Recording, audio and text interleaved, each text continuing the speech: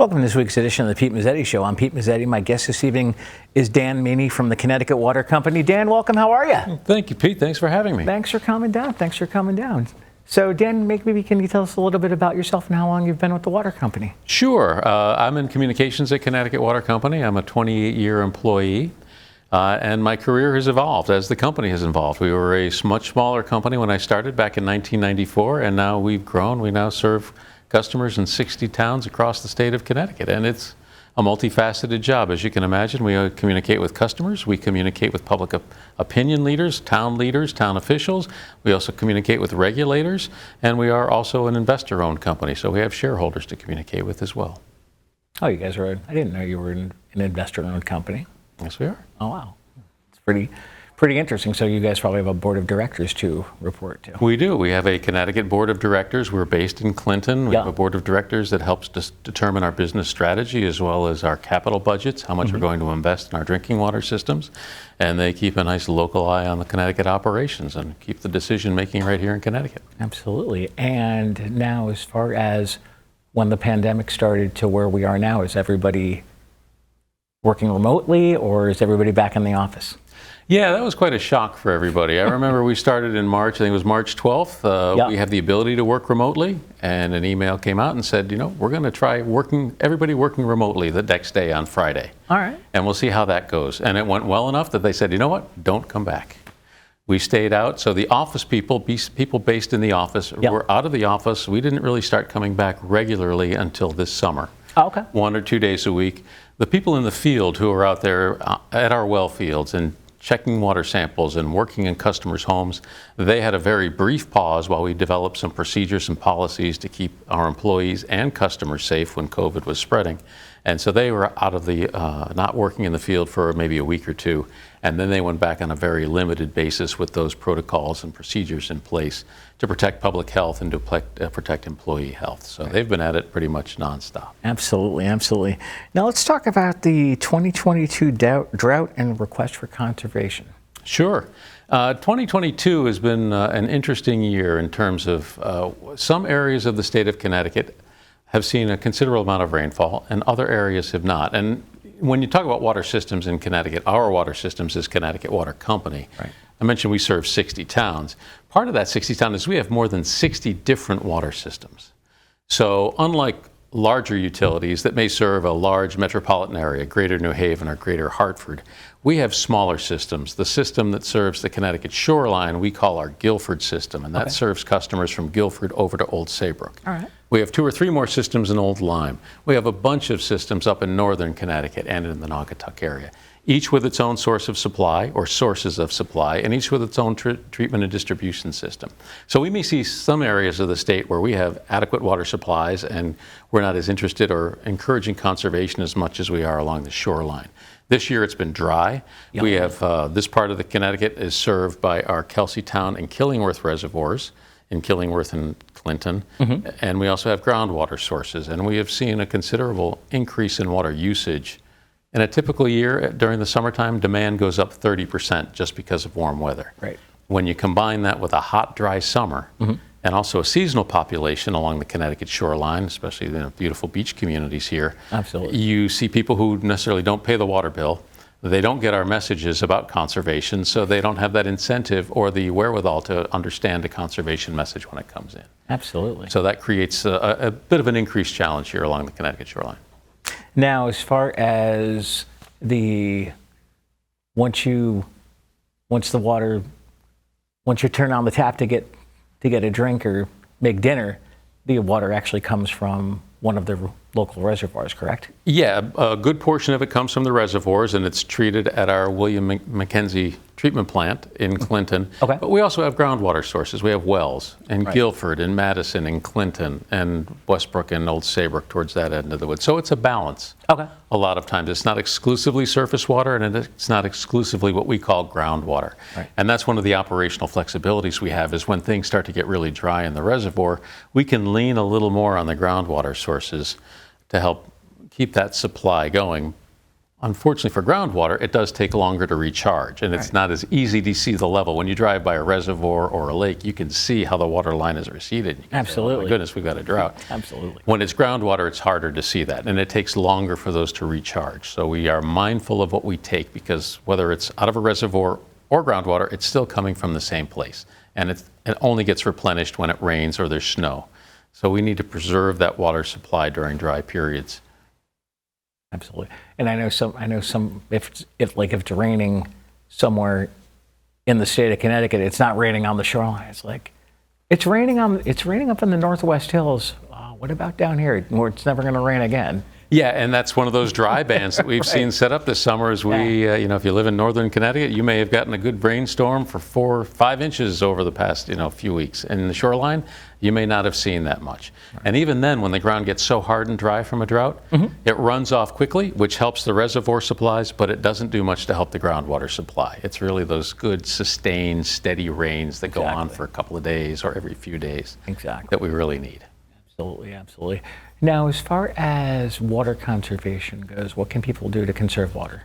The most immediate thing, and because we see that big spike in water usage during the summer, it's related to outdoor lawn watering, irrigation. So to the extent people can let the lawn go and say, okay, we're into September now, a brown lawn is not a bad thing. I know in my yard personally, the crabgrass flourishes no matter how much water there is. It really stands out. So it's okay to let the lawn go brown. It will come back when the rainfall comes back.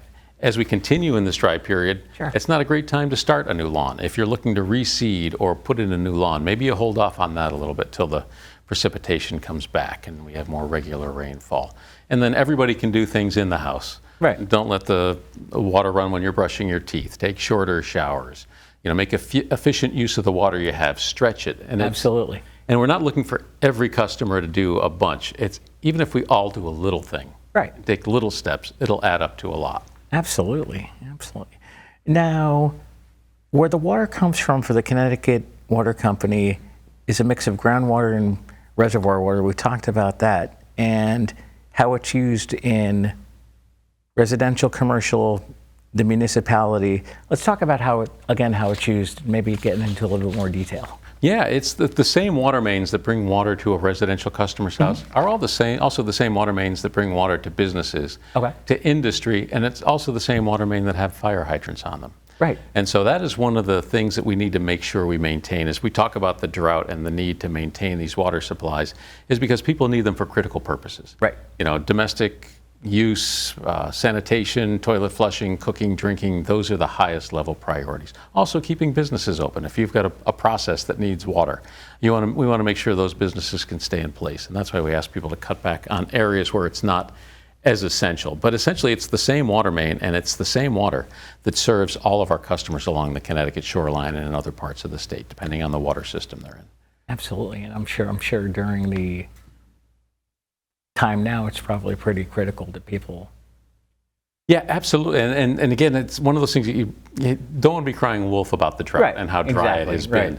On the other hand, we don't know when we're going to get that normal precipitation. And I look back through our records. We had another drought in 2016 where we were getting dry into October and November. And the typical rain cycle, the typical cycle for a drinking water reservoir is it starts full in the spring. It gets drawn down as you go through the summers. People use the water. We're also mindful of storms.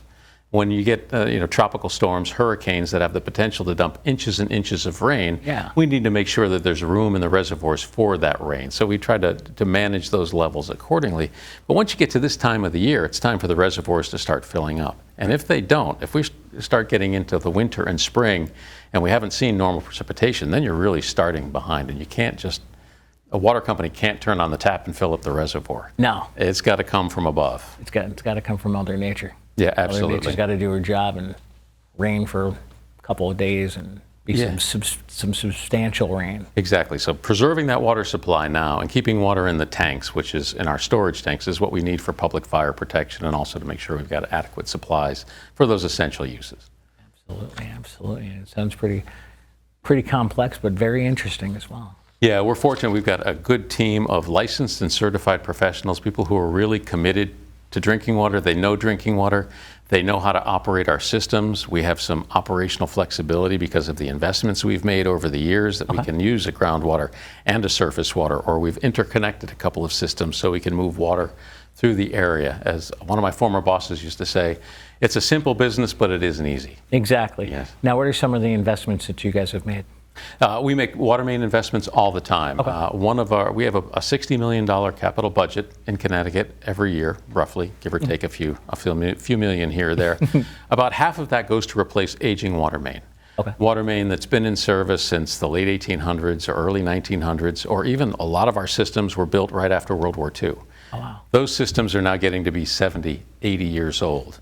And so we're trying to stick on a life cycle where we are replacing water main, 1% of our water main every year, which means it'll take 100 years to replace our water main. And what a lot of people don't really appreciate is the cost of installing a water main. To install a foot of water main is about $150 to $200 because of the excavation that's required, the work that goes into it, the material. So it's an expensive proposition. We're doing a water main replacement project in Middlebury. It's about a little over a mile. It's a $1.5 million project. Wow. To replace that water main. And we've done some water main improvement projects in Clinton. Yeah. We've had some historical problems, issues with discolored water from manganese, from well water. It's a natural occurring sediment mineral in the water, but it can turn water brown and kind of give it that almost rusty appearance. And you can treat the water, and we've treated it, so that's not coming into the water mains anymore, but it has coated the water mains over the period of decades, going back years and years and years. And the only way to truly address that sometimes is to put new water main in. Yeah, take out the old, put in the new. Yeah, and sometimes the water main, just Glenwood Road, we did a big project a couple of years ago. Yeah. That was a 1900-ish era pipe, and it was a major pipe between the treatment plant and our distribution system that had to be replaced. Absolutely. So that was another critical piece of infrastructure that we invested in to make sure that we can reliably provide safe and clean drinking water. Absolutely. Dan, would you mind sticking around for another segment? Sure, absolutely. All right, we'll be right back.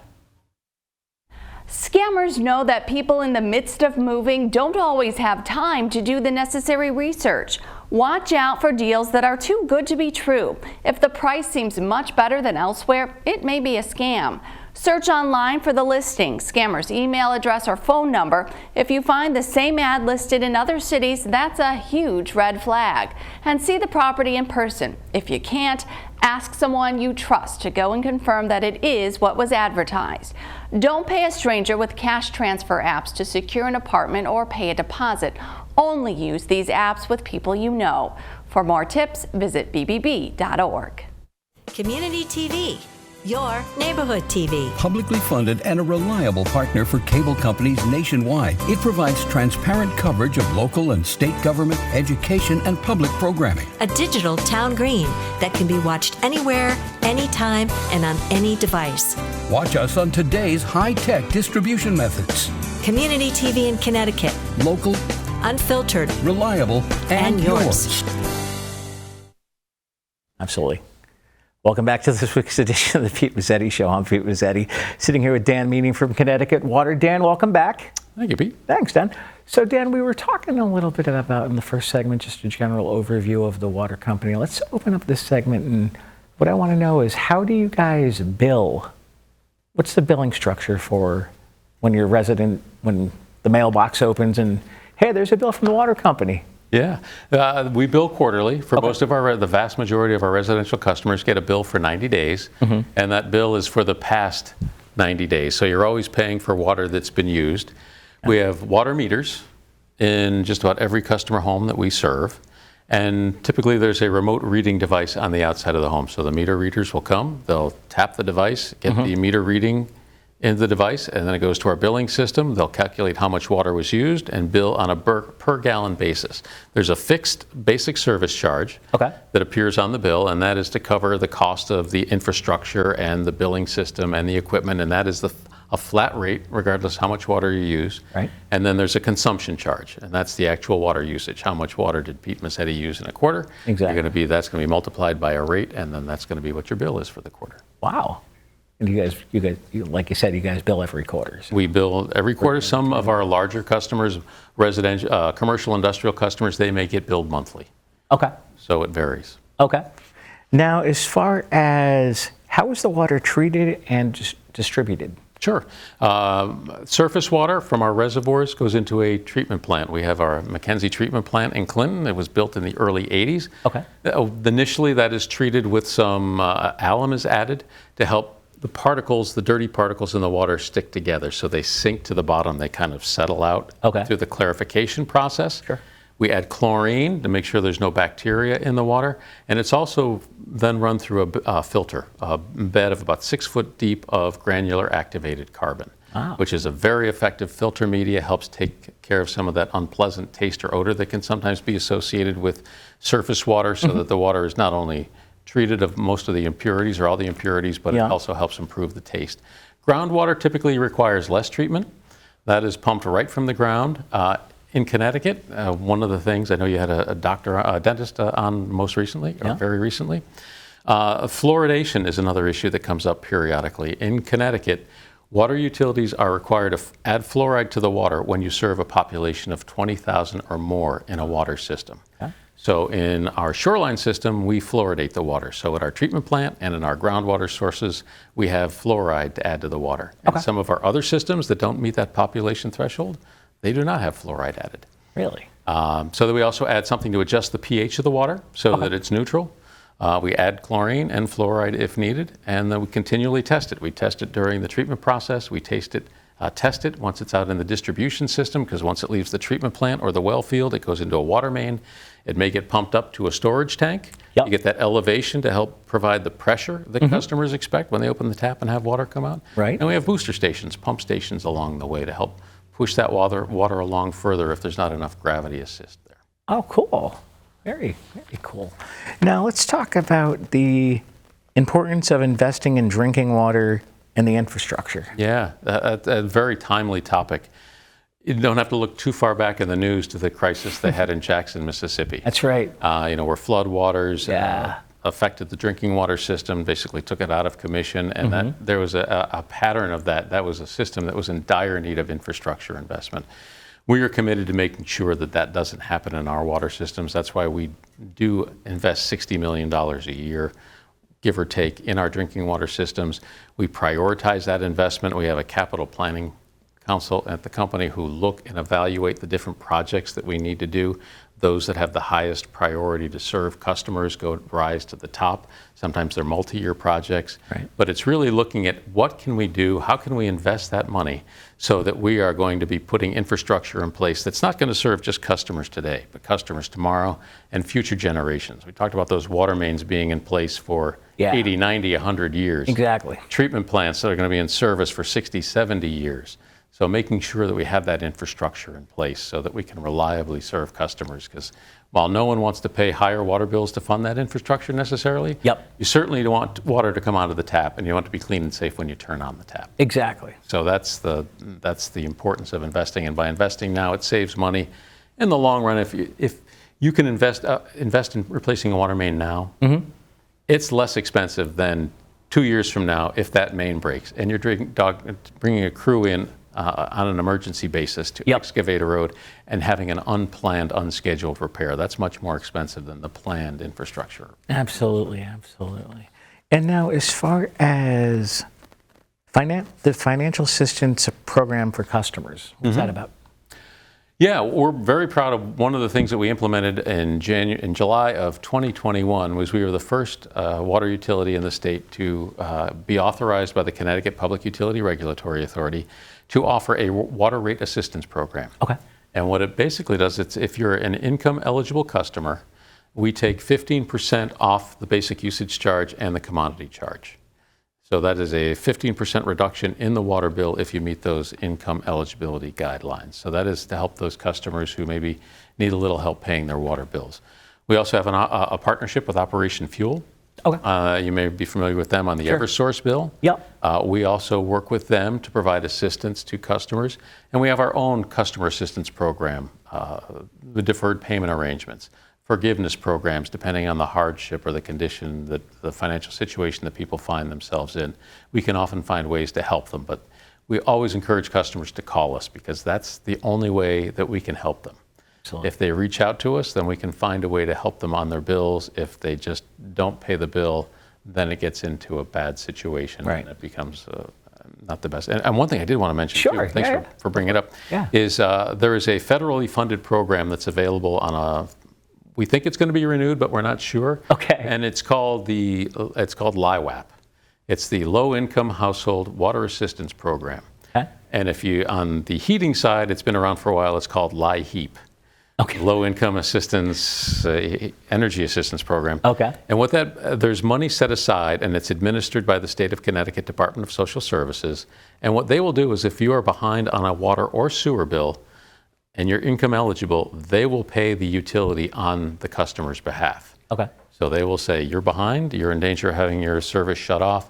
We are going to go ahead and pay this bill for you. And we don't determine the eligibility. That's set by the Department of Social Services. All right. All we do is we get the check in and the note what account number that money gets to be applied for. But it is a limited pool of money. So we do encourage any customer who wants to pursue that, they can go to our website. Yeah. And all of our assistance programs, including Operation Fuel and our own internal programs and the Water Rate Assistance Program, are all at ctwater.com/H2O, and there'll be more information on how to apply for those assistance programs.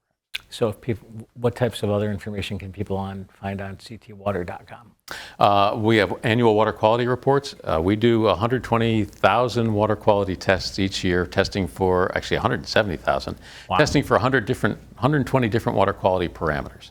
And every year, under the Safe Drinking Water Act, we compile an annual water quality report that gets posted to our website where we summarize the entire year's worth of water quality findings. And we highlight all of the things that are in the water. We have to show the things that we found and whether that meets the drinking water standards. And drinking water standards are set by the United States Environmental Protection Agency, Okay. and they're also enforced by the Connecticut Department of Public Health. So we work with those two agencies. Sure. To make sure that the water is safe to drink, and that report will contain all of that information, including some additional information on things that are, topical lead, copper, nitrates in drinking water, some educational language that we put in there to help people be informed about the water they're drinking or potential risks. One of them is to, just be aware of what's going on in the watershed. We count on people to help us out, be our eyes and ears when we're out, looking at our reservoirs, or if you're out in an aquifer area. If you see something that doesn't look right, let us know. Exactly. Now, if people are out in the aquashed area, what can they see? Obviously, water. Yeah, we have watershed inspectors who actually inspect our watershed properties. That you may not be a customer, but if you're in a watershed of ours, Yeah. and the things they look for, that they're trained professionals to look for it. So a homeowner may not necessarily know what they're looking for Right. in somebody else's property, but they look for unsanitary conditions. Is there a failing septic system? Is there chemical storage that is not following best practices? Are there animals that the animal waste is not being treated properly? Those are all things that our people look for when they're out and about inspecting watersheds, to make sure. The idea being that if you start with the cleanest source water, you're going to get the cleanest tap water at the end of the process. We've got effective treatment systems and effective filtration, but we don't want to rely just on that. We want that water to be nice and clean when we start, which is why we have a forest management program as well along our watersheds to plant certain types of trees, more evergreens than deciduous trees. But that's all part of our plan to make sure that the water is as good as it can be. Absolutely. Now, let's talk a little bit about the area of, if people, as far as the information on where the water goes from the reservoir down to your tap to basically make sure it's clean drinking water. Yeah. Well, we test it all along the way. We test it in the reservoir. Yeah. We test it during the treatment processes. It's tested multiple times. And then it's also tested in the distribution system. And some of the testing, like if you're familiar or heard of lead and copper testing, our water it virtually has no lead or copper in it. We don't find that in our tests. Where lead and copper come into water quality is from the customer's homes. Okay. Because that's either it's a copper service line or it's plumbing fixtures. That can be a problem. So the testing for that is actually done in a customer's homes. We work with a select group of customers based on the type of housing, the age of the housing, the material of the plumbing in the house, and we have them collect the water sample. after it's been sitting all night. They run the test. So we even do those tests are required by EPA and DPH, and that tests customers right at the tests the water right at the customer's tap. And how often do they test? Once a system is in compliance with the lead and copper rule, then you're required to do those tests. I believe it's every 3 years. Okay. If the system falls out of compliance, if there is an issue, then the testing gets accelerated and customers are notified. Right. And that's one of the key things that we do, is to make sure that if we do have an issue that comes up, we notify customers about them in as timely a manner as we can. Oh, absolutely. And that's what you want, because you want to get the word out as quickly as you can and as safely as you can. Exactly. And as far as let's just go back to the website one more time. If people want more information on Connecticut Water Company, where are they going? They're going to www.ctwater.com. The letter C, the letter T. And if everybody can obviously go in and get all the information about paying your bill, about the water company, everything in general. Water quality information, exactly. Bill assistance information, water quality reports, our community outreach activities. There's a host of material on there. Construction projects that are working. So if you want to see where we're working in the state of Connecticut, you can see where our projects are. We highlight those as well. Absolutely. Dan Meaney from Connecticut Water, thanks for some time. And thank you, Pete. We'll see you again soon. Absolutely. Thank you, sir. On behalf of Dan Meaney, I'm Pete Mezzetti. Thanks again, and we'll see you next week.